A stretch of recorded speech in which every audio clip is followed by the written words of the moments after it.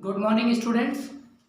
चलो कंटिन्यू करते हैं उसी अपने बचे हुए पार्ट को। थोड़ा सा इलेक्ट्रोस्टैटिक्स में एक डेरिवेशन और रह गया था, किसी द्विध्रुव के कारण वैद्युत क्षेत्र की तीव्रता किसी भी बिंदु पर, ठीक है, अच्छी और निरक्षित स्थिति वाले हम दोनों केस कंप्लीट कर चुके हैं। लेकिन एक बात मैं आपको बता दूं कि इस टॉपिक को समझने के लिए सबसे पहले आपको अच्छी और निरक्षित स्थिति में वैद्युत क्षेत्र की तीव्रता का फॉर्मूला क्या है वो आपको आना चाहिए, और वैद्युत द्विध्रुव क्या होता है यह भी आपको पता होना चाहिए, ठीक है ना।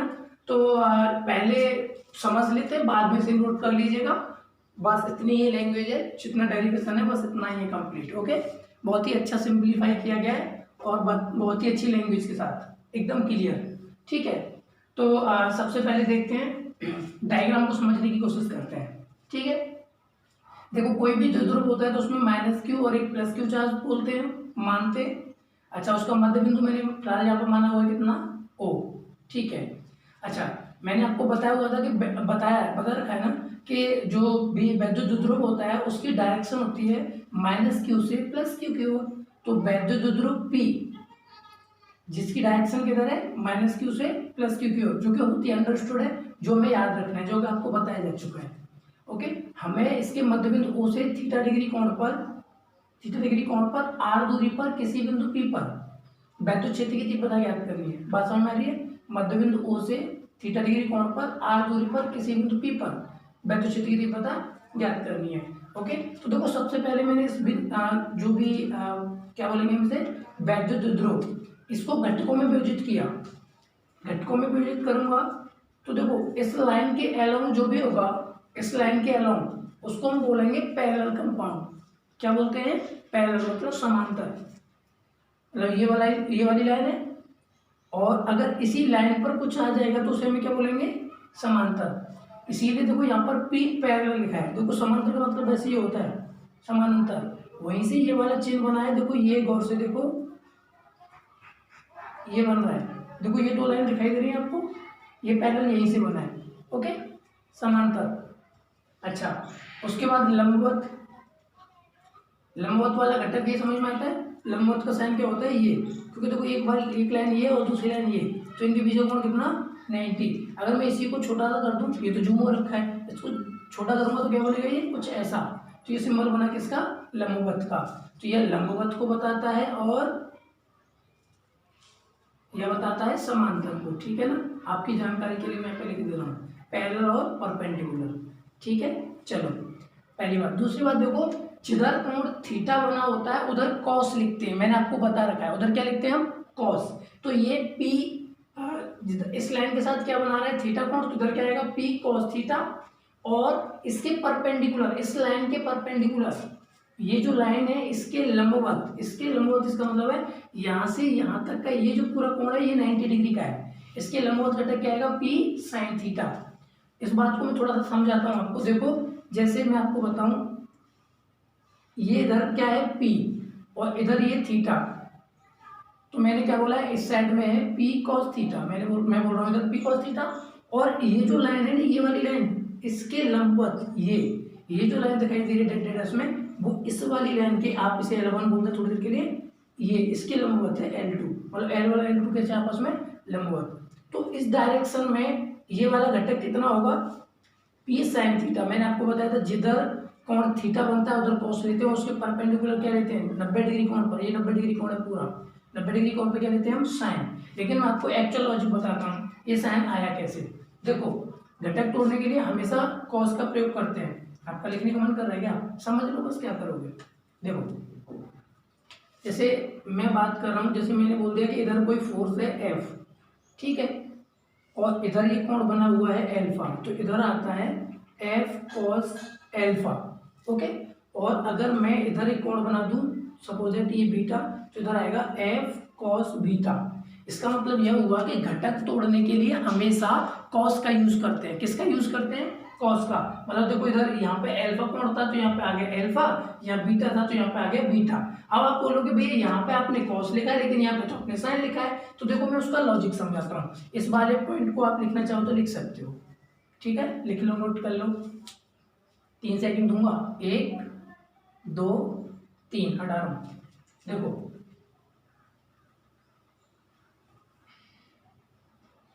क्या कह रहे हो, जल्दी बता दिया, कोई नहीं, बैग जाके लिख लो। देखो हाँ, मैंने बोला जैसे इधर ये P है, अब फिर से दोबारा इसी डायग्राम को समझते हैं कि ये P cos ऑफ साइन कैसे आया। मैंने बोला इधर इस डायरेक्शन में क्या है P, और इधर थीटा डिग्री कोण पर मैंने क्या बोला, थीटा पर क्या लिखते हैं हम, मैंने बोला थीटा पर लिखते हैं कॉस, मतलब थीटा जिसके साथ बना होता है उधर कॉस लेते हैं, तो ये हो गया P cos थीटा।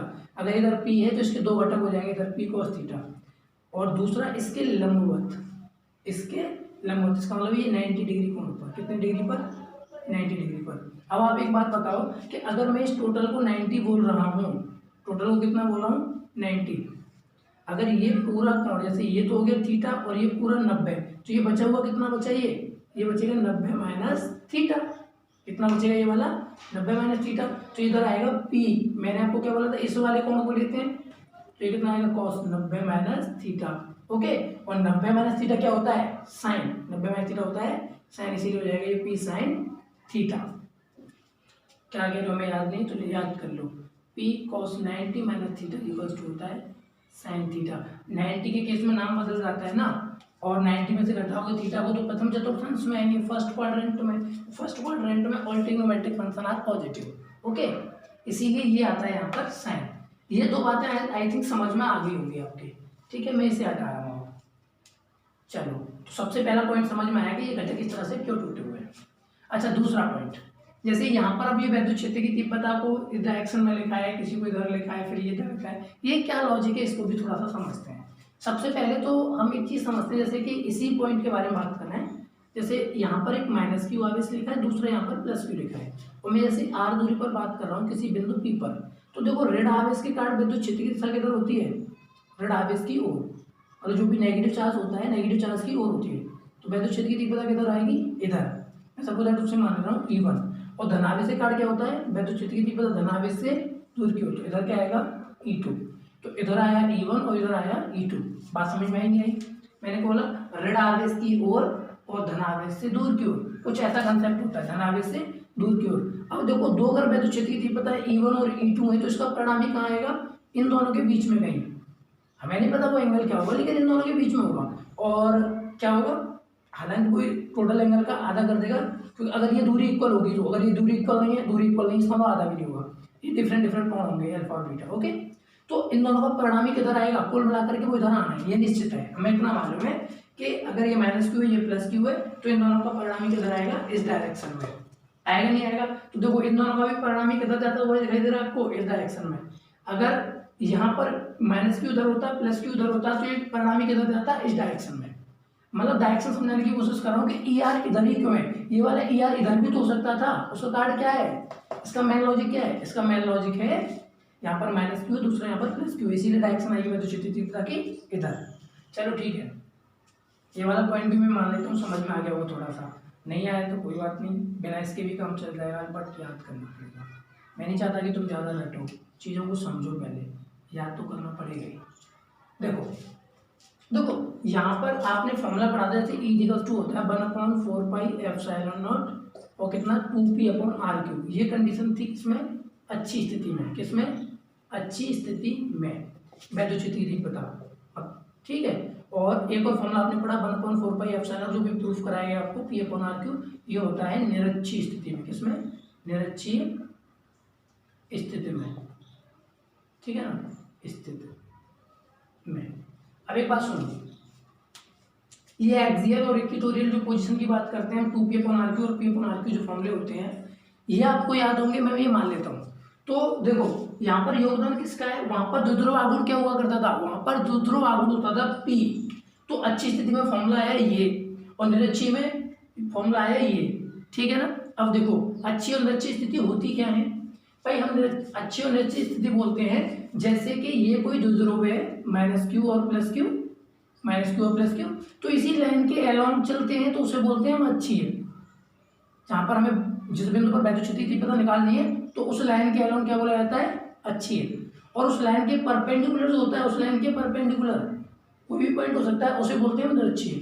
तो देखो जिस लाइन पर आप वैद्युत क्षेत्र की तीव्रता निकालने जा रहे हो, जिस लाइन पर, यहाँ बिंदु जो P है इस लाइन पर है ना, बिल्कुल इसी लाइन पर चले आगे, तो इधर क्या आ रहा है, cos, P cos theta, P cos theta. तो हम क्या करेंगे कि अच्छी स्थिति के फॉर्मूले में पी की जगह पर लगा देंगे पी कॉस थीटा। ठीक है, क्यों लगा रहे हैं? क्योंकि इसी लाइन पर, इस लाइन पर इसे अच्छी बोला जाएगा ना, पी पैरेलल समांतर है तो अच्छी स्थिति बोला जाएगा। तो अच्छी स्थिति में क्या रहेंगे, फॉर्मूला तो होगा 2p, फॉर्मूला क्या है 2p, लेकिन इसके साथ क्या आ जाएगा cos थीटा। तो यहाँ पे देखो ये लिखा हुआ 2p cos theta upon r cube. बात समझ में आ रही है नहीं आ रही है? ये cos कहाँ से आया, अच्छी स्थिति में। अच्छा, ये वाला जो घटक है वो इस लाइन के कैसा है, इस लाइन के लंबवत है, परपेंडिकुलर है। ठीक है, चलो, तो इस लाइन के अगर परपेंडिकुलर तो क्या होगा, यहाँ पर क्या लेंगे हम साइन, क्या लेंगे साइन। तो इसीलिए निरक्षीय स्थिति में क्या आएगा, इक्वेटोरियल पोजीशन में पी साइन थीटा। देखो यहाँ पर साइन लिया गया है, यहाँ साइन लिया गया है, उसका कारण क्या है, इस लाइन के लंबवत है। इसका मतलब देखो यहाँ पर हम क्या लिखेंगे, इस बिंदु पी पर दो वैद्युत क्षेत्र की तीव्रताएं लिखेंगे। कितनी वैद्युत क्षेत्र की तीव्रताएं लिखेंगे, दो। देखो यहाँ पर वैद्युत क्षेत्र की तीव्रता जो लिखी जा रही है, सबसे मेन बात इस डेरिवेशन की, वह हम द्विध्रुव के कारण लिख रहे हैं। किसके कारण लिख रहे हैं, द्विध्रुव के कारण, मतलब P के कारण। ठीक है ना, मतलब उसके घटक P cos थीटा और P sin थीटा के कारण लिख रहे हैं। मैं यहाँ पर किसी माइनस क्यू और प्लस क्यू चार्ज का जिक्र नहीं कर रहा हूँ, आप बात समझिए। माइनस क्यू और प्लस क्यू का मैंने जिक्र किया बस इस डायरेक्शन को निकालने के लिए। ओके, अब यहाँ पर P cos थीटा और P sin थीटा के कारण ये दोनों वैद्युत क्षेत्र की तीव्रताएं लिखी जा रही है। अच्छा, तो यहाँ पर नेक्स्ट में क्या आ जाता है, P sin थीटा। अच्छा, थोड़ा और आगे चलते हैं, इसे ला रहा हूँ मैं। फॉर्मूले ये होते हैं, जिनको नहीं पता है वो लास्ट वीडियो में देख सकते हैं, वहां पर करा ऐसे दो लास्ट वीडियो में अलग अलग दोनों डेरिवेशन की वीडियोस हैं। ओके, अच्छा, जैसे इधर ये तो मैंने बोला पैरेलल, इसे पैरेलल क्यों बोल रहा हूँ, क्योंकि पी जिधर जा रहा है उसी डायरेक्शन में आएगा ई है, इससे काट है, इस लाइन के पैरेलल बोला जाएगा ई। आप इसे E1 E2 भी बोल सकते थे, लेकिन मैंने इसे पैरेलल जानबूझकर बोला है, मतलब इसे समांतर बोलेंगे। और इसके लंबवत क्या बोला मैंने, ई परपेंडिकुलर। अच्छा एक मिनट, तो ई परपेंडिकुलर की डायरेक्शन ये है और ई पैरेलल की डायरेक्शन है ये। क्यों है, कारण समझ में आ रहा है, क्योंकि दोनों का परिणामी इधर आ जाए, अदरवाइज ई परपेंडिकुलर जो होता है वो इधर आ जाता। अगर यहाँ माइनस किए इधर प्लस होता और यहाँ माइनस होता तो डायरेक्शन किधर जाती, इधर।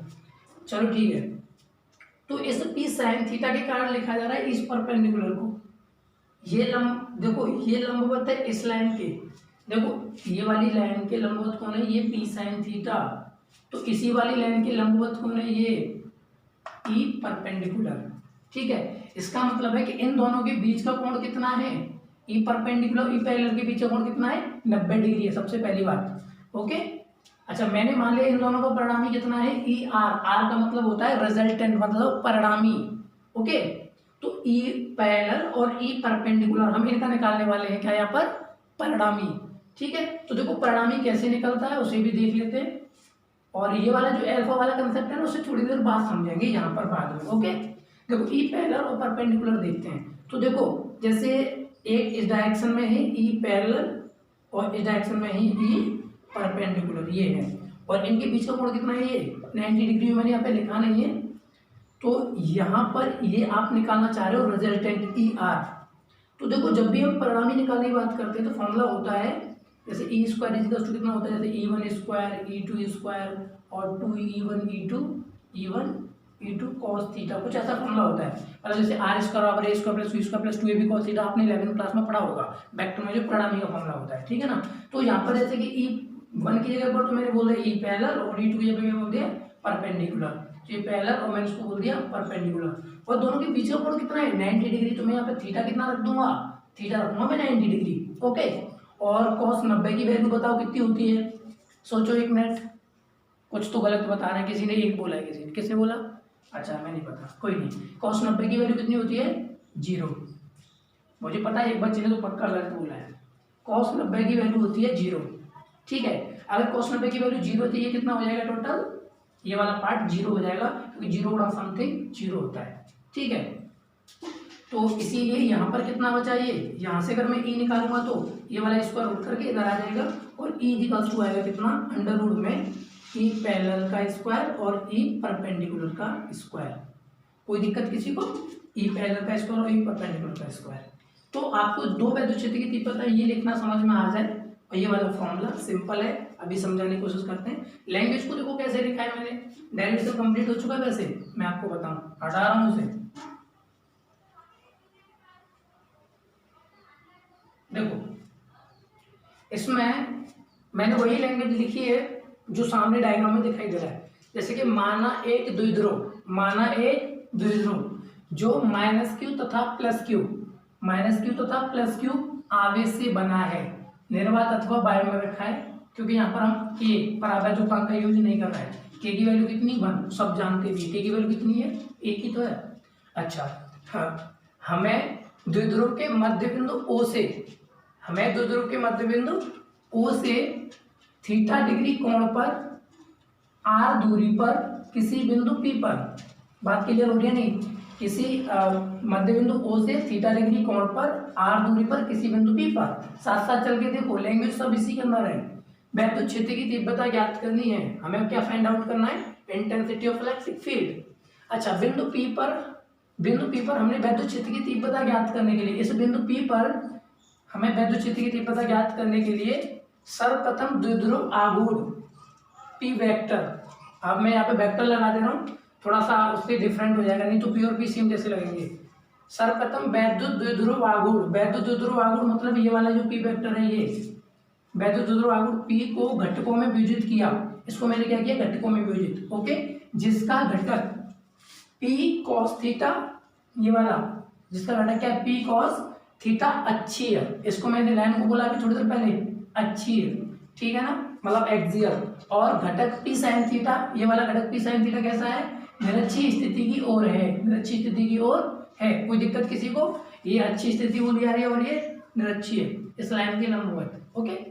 चलो अतः बिंदु इस वाले बिंदु P पर अक्षीय घटक मतलब P cos थीटा, अक्षीय घटक के कारण वैद्युत क्षेत्र की तीव्रता E पैरेलल इसके समांतर रहती है इस लाइन के, इसलिए बोला है E पैरेलल कितना 1/4 pi epsilon 2p cos theta upon r3, अभी बताया था ये 2p और cos theta upon r3 formula कहाँ से है, अच्छी स्थिति में वैद्युत क्षेत्र की तीव्रता इतनी होती है, इसे मैंने मान लिया समीकरण नंबर 1। एवं बिंदु P पर निरक्षीय घटक के कारण वैद्युत क्षेत्र की तीव्रता, निरक्षीय घटक मतलब P sin थीटा, इसके कारण वैद्युत क्षेत्र की तीव्रता E perpendicular equal to 1/4 pi epsilon P sin theta upon r3, समीकरण नंबर 1 समीकरण नंबर 2। अब दोनों एक दूसरे के परपेंडिकुलर हैं, लंबवत है, इसीलिए फॉर्मूला क्या लगेगा, ये अभी लंबवत के लिए मैंने बताया था, अगर ये दो लंबवत हों तो फॉर्मूला क्या लगता है, जैसे इधर E1 हो और इधर E2, परपेंडिकुलर फॉर्मूला क्या होता है रूट में, E1 स्क्वायर और E2 स्क्वायर, क्योंकि cos थीटा की वजह से लास्ट वाला जो टर्म होता है वो 0 हो जाता है। अच्छा चलो ये मैं मानता हूँ ये भी तुम्हारी समझ में आ गया होगा, ठीक है। तो फॉर्मूला लगाया मैंने, अतः बिंदु P पर कुल वैद्युत क्षेत्र की तीव्रता, कुल का मतलब टोटल मतलब रिजल्टेंट परिणामी, ओके, तो ER इक्वल्स टू अंडर में E पैरेलल का स्क्वायर E परपेंडिकुलर का स्क्वायर, यहाँ पर एक लाइन लिख दीजिएगा बस, क्या समीकरण 1 व 2 से देखो E रिजल्टेंट कितना, इन दोनों को लेना है ना हमें, इन दोनों को मतलब ये वाली वैल्यूज को देखो कितनी है, E पैरेलल की जगह पर ये वाली वैल्यू रख दी मैंने, ओके, इसका स्क्वायर हो रहा था यहाँ पे, तो इस पूरी वैल्यू का भी स्क्वायर हो जाएगा, और E परपेंडिकुलर जो भी ये इसका भी स्क्वायर हो जाएगा, कोई दिक्कत किसी को नहीं, क्योंकि इसका स्क्वायर हो रहा है। अच्छा उसके अलावा देखो 1/4 पाई एप्सिलॉन नॉट और देखो P upon r3, 1/4 pi epsilon not और P अपॉन r3, देखो स्क्वायर भी हो रहा है, अंडर रूट भी लगाए, स्क्वायर भी हो रहा है, अंडर रूट भी लगाए, स्क्वायर रूट को हटा देगा, तो जितनी वैल्यूज यहाँ पर दिखाई दे रही है, ये वाला पार्ट और P और r3, ये P और r3 ये टोटल कॉमन आ जाएगा, देखो कॉमन आ गया, ऊपर से P आ रहा है बस, और नीचे से कितना आ रहा है 4 पाई एप्सिलॉन नॉट और r3, यहाँ पे कितना बचेगा, देखो 2 का वर्ग करोगे तो कितना आएगा 4, cos थीटा का स्क्वायर cos स्क्वायर थीटा, यहाँ पे sin थीटा का स्क्वायर करोगे कितना आ जाएगा ये sin स्क्वायर थीटा। अच्छा एक बात और, क्या करना है अगले स्टेप में, मैंने बोला ये 4 लिखे हुए हैं, इनको एक काम करते हैं अलग अलग कर दो थोड़ा सा, इसमें से 3 को एक साथ लिख दो, एक अलग कर दिया, मतलब ये cos स्क्वायर थीटा कहाँ से निकला, यहाँ से 3 cos square theta, cos square theta कितना हो जाएगा 4 cos स्क्वायर थीटा, मैंने अपने काम के लिए इसको यहाँ से थोड़ा सा ब्रेक कर दिया, एक cos स्क्वायर थीटा को, और क्योंकि sin square theta cos square theta ये कितना हो जाएगा 1, हम सभी जानते हैं बचपन में पढ़ाता है स्कूल में, ठीक है। तो इसकी वैल्यू यहाँ पर हो जाएगी ये 1, इस वाले 1 को मैंने लिख दिया यहाँ पर आगे, इस 1 को आगे लिखा हुआ है, और 3 cos स्क्वायर थीटा, और बाकी थोड़ा सा डिजाइन बना के लिख दिए 1/4 pi epsilon P upon r3 और under root 1 + 3 cos square theta, मात्र क्या रहता है इसका न्यूटन पर कूलम। तो ये है आपका किसी द्विध्रुव के कारण किसी बिंदु पर वैद्युत क्षेत्र की तीव्रता का फॉर्मूला। अच्छा, उससे पहले अब यहाँ पर एक लाइन और मिटाऊँ मैं उसे, मतलब वीडियो कंप्लीट करूँ, वही है। देखो, यदि परिणामी वैद्युत क्षेत्र की तीव्रता, परिणामी वैद्युत क्षेत्र की तीव्रता ER जो रिजल्टेंट है अच्छी स्थिति से अल्फा कोण पर हो तो, मतलब इस अच्छी स्थिति से इस लाइन से कितना कोण बना रही हो, अल्फा, अल्फा कोण पर हो तो, या तो या तब बोल सकते हो आप, तब। देखो टेन अल्फा कितना आएगा बताओ, टेन अल्फा, टेन क्या होता है बताओ, लंबवट्टे आधारित होता है, लंबवट्टे आधार, तो मैं समझाने के लिए लिख दिया, तो मैंने लिखना है सब। टेन अल्फा, इसके सामने वाली वजह जो भी होती है वो लंब होती है, जो कि क्या है, ई परपेंडिकुलर, तो यहाँ पर क्या आएगा, ये ई परपेंडिकुलर, और अपॉन कितना, आधार, आधार का काम करेगा ई पैरेलल, ठीक है ना। तो दोनों वैल्यूज को रखो यहाँ पर, ये आप इस तरह से लिख सकते हो। ई परपेंडिकुलर कितना है, ये वाली वैल्यू 1/4πε0 और p sin theta upon r3, और पैरेलल कितना है ये 1/4πε0 और 2p अपॉन r3। ओके, चलो, तो देखो टेन अल्फा इजिकल्स टू कितना बनेगा यहाँ से, देखो 4πε0 कैंसिल आउट हो जाएगा, और एक मिनट ऊपर, एक मिनट, ये क्या था, परपेंडिकुलर में यहाँ आ रहा है साइन, या नीचे क्या आ रहा है कॉस, ये कॉस है यहाँ, ठीक है। चलो, तो देखो P से P कैंसिल आउट हो गया, और RQ से RQ कैंसिल आउट हो गया, ऊपर कितना बचा साइन, और नीचे कितना बचा कॉस। साइन बट्टे कॉस क्या होता है, याद है किसी को, मैं बता दे रहा हूँ लोग, साइन थीटा बट्टे कॉस थीटा, याद रखो कितना होता है, टेन थीटा, ठीक है ना। वहाँ नहीं लिखना है तो मैं तुम पास में यहीं लिख लेना, ओके। और यहाँ पर अपॉन में कितना बचा है, यहाँ पर 2 और बचा है ये, तो इसीलिए यहाँ पर कितना बचेगा, ये 1/2, और ये कितना, ये टेन थीटा हो जाएगा। तो ये एक संबंध आ गया आपका अल्फा और थीटा में, अल्फा और थीटा में। लेकिन बात क्लियर रहनी चाहिए, अल्फा क्या था, थीटा क्या था। जानकारी के लिए आपको बता दें, IIT जो क्वेश्चन पूछती है वो यहाँ से, ओके, और आया भी IIT में क्वेश्चन, और IIT में क्वेश्चन यहाँ से भी पूछा है, नीट वगैरह के भी क्वेश्चन यहाँ से आ जाते हैं। बहुत ही अच्छा डेरिवेशन है, बहुत ही मज़ेदार है, ओके। चलो, तो फिर मिलते हैं नेक्स्ट वीडियो में, इसमें इतना ही, ठीक है। लिख लो, नोट कर लो, टेंशन मत लो, टाइम दे रहा है पूरा, नोट्स बनाते चलो साथ के साथ। बहुत मेहनत करनी पड़ रही है वीडियो बनाने में, बट कोई नहीं।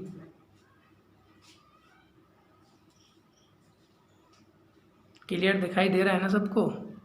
चैनल को थोड़ा सा सब्सक्राइब करो, और वीडियो को लाइक फाइक करके जाया करो।